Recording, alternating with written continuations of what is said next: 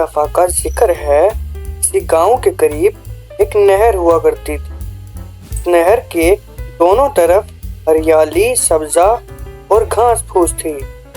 वहां पर उस गांव की बकरियां, भैंसें और बाकी दीगर जानवर घास चरने के लिए आया करते थे। वहीं उस नहर के ऊपर एक छोटा सा लकड़ी का पुल भी था, जो कि ज्यादा चौड़ा नहीं था।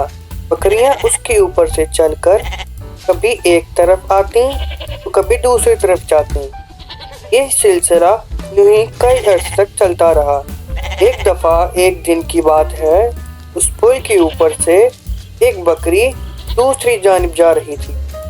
चलते चलते उसने देखा उसी पुल के ऊपर सामने से एक और बकरी आ रही है। पहली बकरी ने उस बकरी से कहा, जरा तुम थोड़ा सा पीछे हट जाओ, मुझे जाने का रास्ता दो। दूसरी बकरी बोली, नहीं, तुम पीछे हटोगी और मुझे रास्ता दोगी। उसने फिर जवाब में कहा, मैं पीछे नहीं हटने वाली। यूं ही दोनों आपस में लड़ने लगी और कोई भी पीछे ना हटी और फिर दोनों ही लड़ते लड़ते पानी में जा गिरी।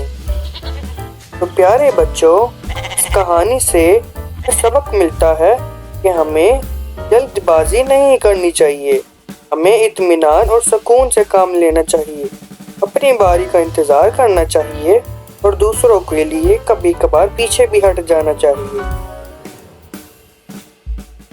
इसी बात के लिए एक मशहूर कहावत भी है, जल्दी का काम शैतान का होता है और शैतान हमेशा बुरा करता, सोचता और करवाता है।